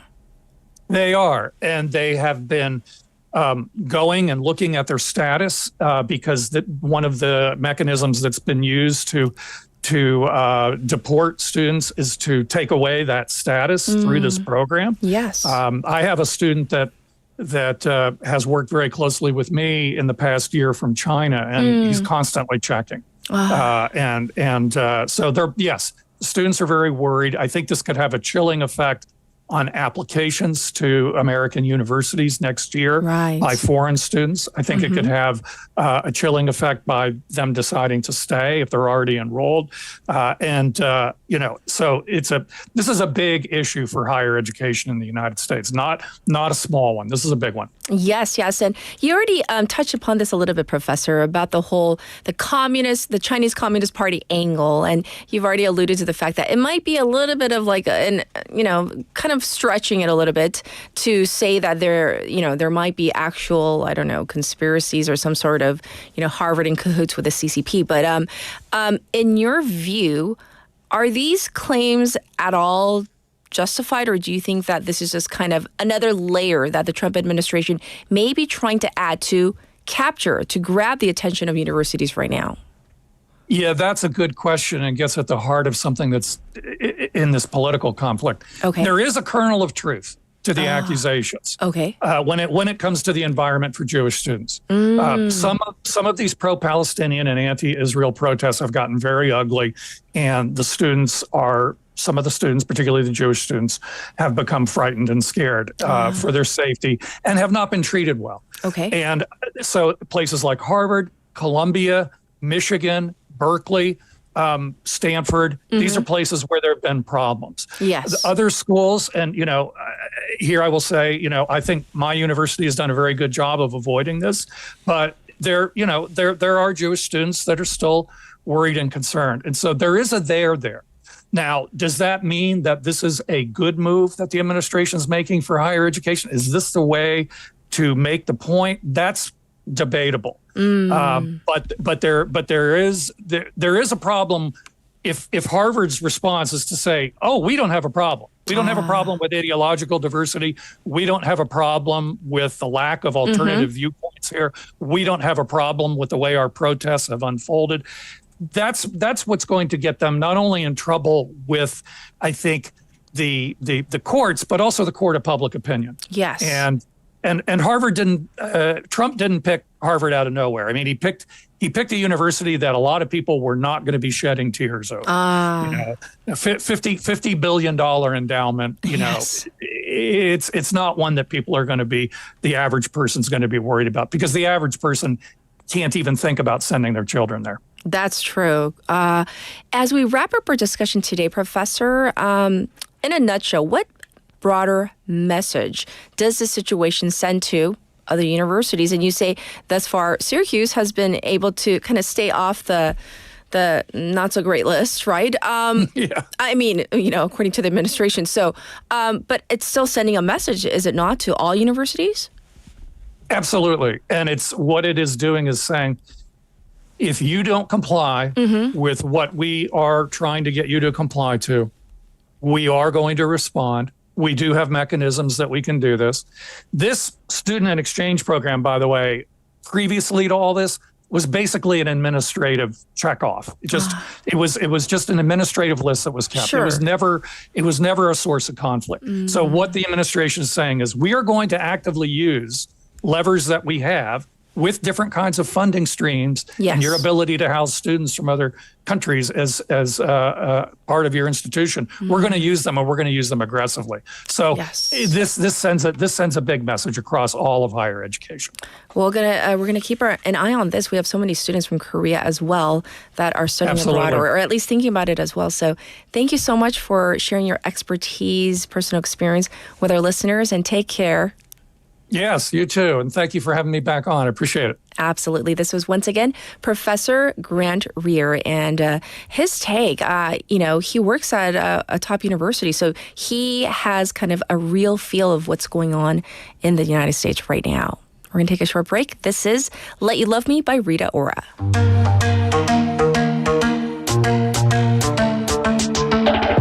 should have stayed with you last night instead of going out to find trouble. That's just trouble.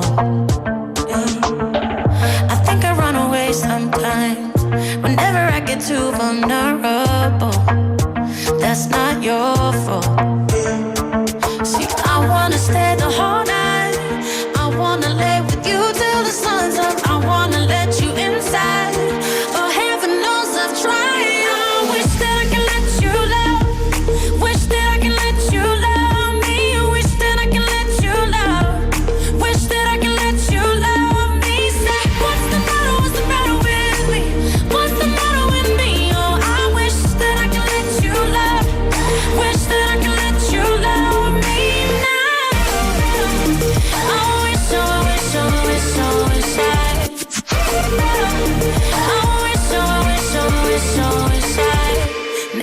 time it gets too real, and every time I feel like sabotaging, I start running. And every time I push away, I really wanna say that I'm sorry, but I say nothing. I wanna stay the whole night. I wanna lay with you till the sun's up. I wanna let you inside. Oh, heaven knows I've tried. I wish that I can let you love. Wish that I can let you love me. Wish that I can let you love. Wish that I can let you love me. Say, what's the matter? What's the matter with me? What's the matter with me? Oh, I wish that I can let you love. Wish that I can let you love me now. I wish, oh, I wish, oh, I wish, oh, I wish I.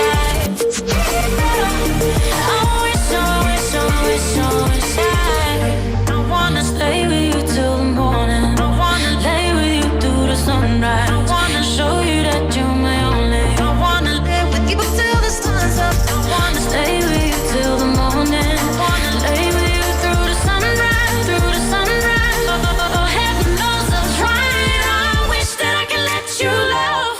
Wish that I can let you love me. Wish that I can let you love. Wish that I can let you love me. Say, what's the matter? What's the matter with me? What's the matter with me? Oh, I wish that I can let you love. Wish that I can let you love me. Say, what's the matter? What's the matter with me? What's the matter with me? Oh, I wish that I can let you love. Wish that I can let you love me now. I wish, oh, I wish, oh, I wish, oh, I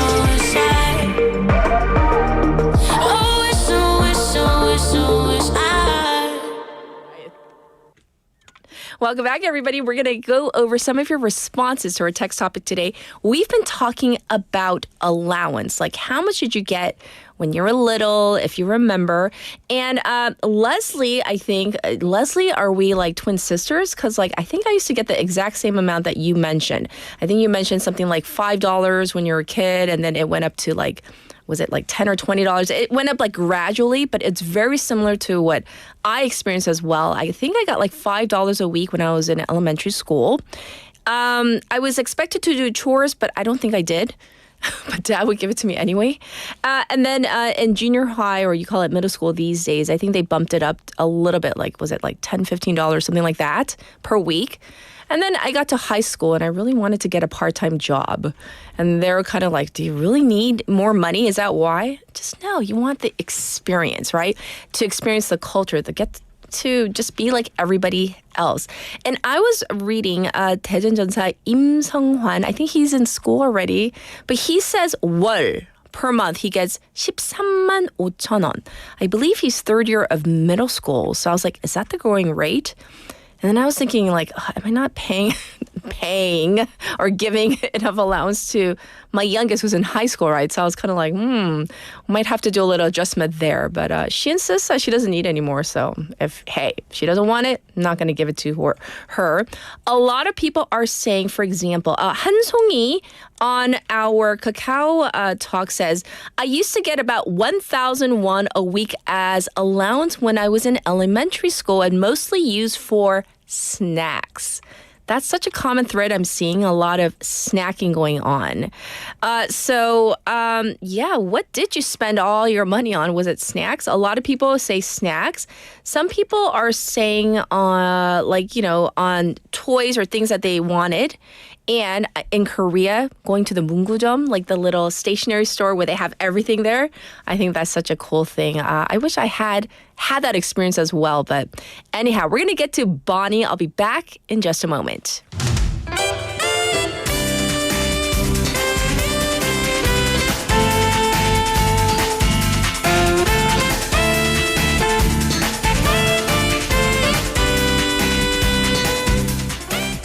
I always want to reach for my cup when I see Bonnie.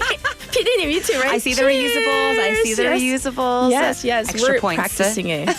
We are trying to practice what you preach. I'll try to bring little stickers next time. Yeah. Oh, we get a sticker. I You get love a gold stickers. star. Oh, gold star. I love it. So for those of you who are joining us right now, this is, I always forget the name, Simply Sustainable Yes. SS, right?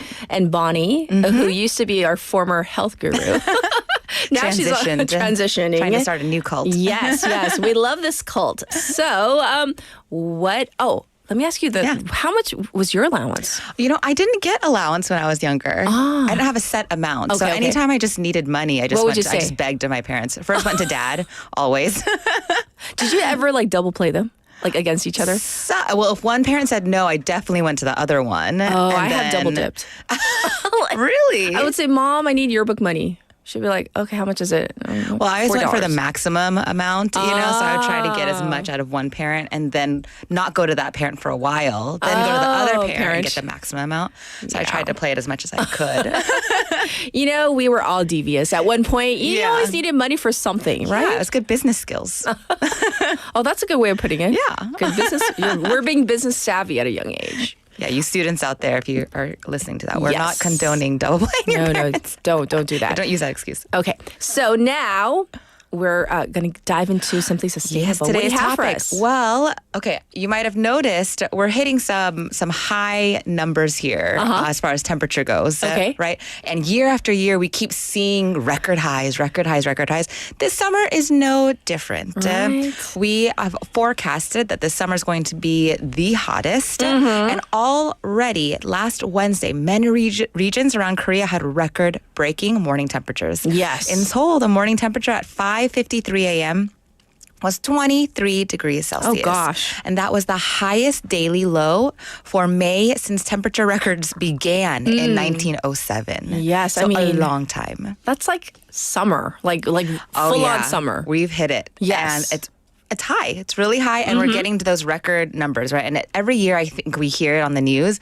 Oh, this was a record-breaking high, all over the world. So this summer, we're hitting those high heat. But high heat also means lots of other things for the climate. Of course, we're getting the high heat because of climate change, right? But in turn, there are also all these other adverse effects. So, of course, because for the climate, where it's higher heat, we're using a lot more AC, we're using a lot more energy, and you can feel it. Do you ever walk down the street and you feel a door open and you just feel like a gust of ice air? Well, with the higher heat, those stores, every single establishment is probably going to be pumping that AC a little bit longer, a little bit higher, just to ensure that everybody's nice and cool. And if you walk by, like if you go anywhere near the little units outside, they call it like 실외기, I think, what is it called? The units outside the building that are actually making the cold air. I mean, that's just like so bad. Oh, no. You know it's bad, right? Oh, we know it's bad, but sometimes you can't. It's just so hot outside. And humid. Sometimes you just don't. Even walking outside, it's just like miserable. Yes, right? You don't want to be out there. So we're also using a lot more water because people tend to obviously take more showers. We're a lot more sweaty, maybe a lot dirtier throughout the day. People are going to the beach a lot more. They need to rinse off. So we're using a lot more water in the summer as well. But there are also high risk for health conditions as well, and even deaths.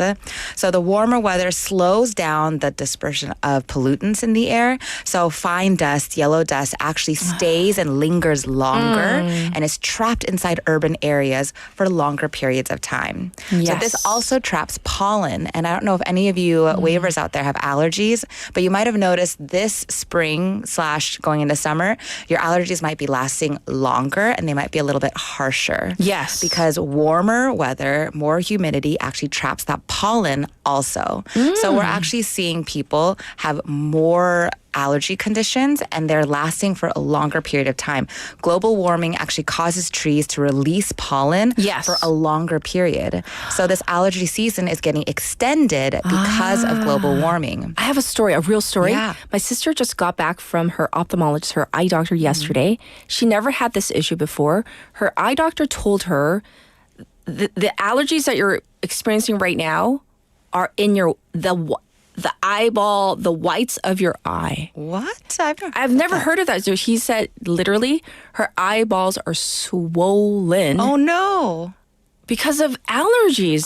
Yes. And she's never had this issue before. Yeah. So for a lot of people, the allergy season might be so small and the pollen disperses pretty easily. Right, So it doesn't really affect. I actually don't have allergies. I never have allergies. But this spring, summer, so I started having more like just congestion than normal, and I wasn't sick. So I thought maybe that was the pollen. But it's true. Every summer, because we're getting higher temperatures, rhinitis patients, that's like the swelling, inflammation in the nose membrane, and asthma patients have been rising all the time. So we're talking about like PM and 천식 and things like that. Yeah. So that's in turn because of climate change. Yes. But we have another weird, maybe odd thing that is happening because of climate change as well, because of the increased heat. Yes. Increase in insects. And now we've seen more of this in this whole area than here down in Busan. But already in the news, there are certain bugs like love bugs, hairy red soldier flies. What is that? I'm not really sure hairy what. red soldier flies? That was what it was in English. But particularly the oriental mayflies, or I guess we call them tinkerbells also. And in Korean, they're 동양 하루살이. 하루살이. 하루살이. Yeah, like heard of day these? flies or, And they're quite large. The tinkerbells are quite big, and they are swarming everywhere. So if you've seen them in Seoul, if you're watching on YouTube, you can see a picture of them. And they're quite a nuisance because they love light. So they gather around street lamps, they gather around big lights at nighttime, and they will flock to your cars. So if you're driving, a lot of times they'll get stuck on your dashboard, or they'll go towards the headlights. But they actually also eat away at car surfaces. Car surface? Yes. Ew. Yeah, very funny, right? So a lot of people have actually reported sometimes it's hard to see because of these nuisance flies. And they're not necessarily dangerous. Okay. And they're a part of the ecosystem. Scientists actually say that they only survive in clean water, so it's a sign of really pure water. So they're like, oh, the Hangang is so clean because we have so many of these flies. But also it's creating a big annoyance, right? Very bothersome. Yes. So much so that even last year, baseball players actually complained about visibility because of these mayflies on the field. And if you can see also, very, very bothersome for the fans as well. That is because a lot of them will go towards the light, and those big lights are very strong. So they'll go towards the light and then zap, die and then fall. So some fans were saying it was like rain, like they're falling from the sky like rain. And if you're a baseball fan, that is not something you want to be experiencing while you're watching a game. Like what if we're screaming and cheering it? Yeah, going in your drink, going in your food. In your mouth? I've heard actually some people that like to run because summertime is so hot. Yes. A lot of people that run, they run during the nighttime, during the evening time. They run into them and they just have a mouthful of flies. During I hope you're not eating. Maybe Put your getting fork their down. evening protein source. But Bonnie. it's just not convenient, not something that you want to be dealing with. Yes. So like I said, they're not necessarily dangerous for you, and they're not, they're not biting you or They're anything just like icky. that. But they're icky, they're annoying, and even people that have businesses were reporting that people don't want to come in because they will stick to the outside of the doors and the screens. And so people don't want to go into your establishment if they have to touch a door that is just covered 맞아요. in these mayflies or tinkerbells. Yes. But a lot of people are trying to get rid of these, and this whole government actually is telling people to please not use chemicals or pesticides because this also is having an adverse effect on the ecosystem and the environment. It's like a vicious cycle. Yeah, so people are, but people want to, of course, get rid of these things. They're using these harsh chemicals, in turn, not great for our environment or us as well, breathing them in. So this whole city government is trying to spread awareness and let people know these are a part of our natural ecosystem. Please, if you want to get rid of them, use water or dim your lights. Dim your lights. Yeah, but still, I don't know how great that might work if you have this huge swarm, as you saw, just covering your doors. I don't know how much dimming will actually work. So we're not the only place that has this problem, though. We're lucky that we have these tinkerbells that are kind of harmless to us. But other countries, other regions in the world, they're having different kinds of insects that are increasing because of this. And a professor of agriculture claimed every degree of rising temperature can increase an insect species 2 to 3-fold, which can lead to 20 to 30% in crop damage. So if you're in an agricultural area, you have more of these bugs. They're eating more of your crops. So you have to use more pesticides, insecticides. Also bad for the environment. It's a vicious cycle. It is. So what can we do? Yes, right? what can we do? So instead of trying to get rid of these, I always go back to the cause, right? Okay. Where the cause of these is the higher temperatures caused by climate change. Caused by? How can we reduce? Yes. Caused by us. Yes. So how can we reduce this? This is why we have this show, right? Simply Sustainable is all about hoping to encourage you and bring you awareness on why we need to change our habits slowly. You know, not everything all at once, but like our amazing PD and Catherine who are bringing your reusables every day, you know, trying to bring your reusable bags and things. Yes. Because these problems will just continue to get worse, and we'll see other problems occur. We see like little insects that should not be in the regions kind of migrating because of higher temperatures as well. So to prevent those kinds of unforeseeable negative things with bugs and other things that are just inconvenient for us on a day-to-day life, we need to change our little habits day by day, little by little. Yes, I think we can do it. And people commenting, William from San Francisco, that is not the kind of fly I want to catch at a baseball game. Dana M says, they may not be dangerous, but just so gross. Yes, icky. So, icky. We hear ya.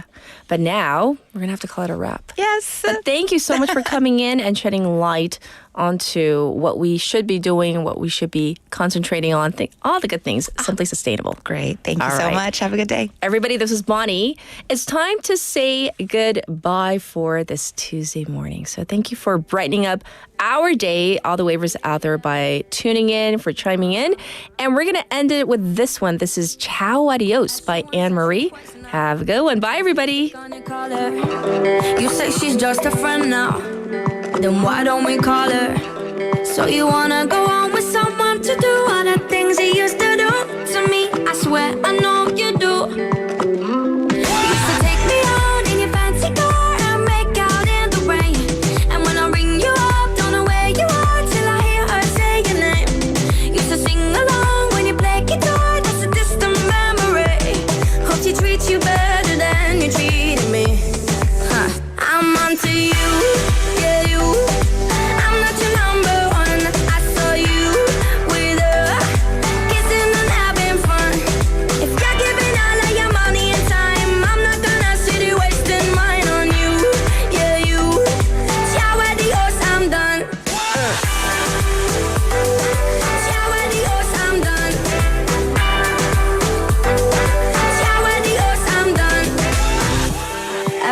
After 4 times, why did I bother?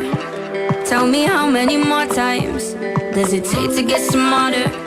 Don't need to deny the hurt and the lies and all of the things you did to me. I swear I know you did. Now you take her out in your fancy car and make out in the rain. And when she rings you up, she know where you are, but I know differently. Now she sings along when you play guitar, making brand new memories. Hope you treat her better than you treated me. I'm onto you, yeah, you. I'm not your number one. I saw you with her, kissing and having fun. If you're giving all of your money and time, I'm not gonna sit here wasting mine on you, yeah, you. Ciao adios, I'm done, I'm done. Ciao adios, I'm done. No, no, no, no, no. Ciao adios, I'm done, I'm done. You're giving all of your money and time, I'm not gonna sit here wasting mine on you, yeah, you. Ciao adios, I'm done. Now you take her out in your fancy car and make out in the rain. And when she rings you up, she know where you are, but I know differently. Now she sings along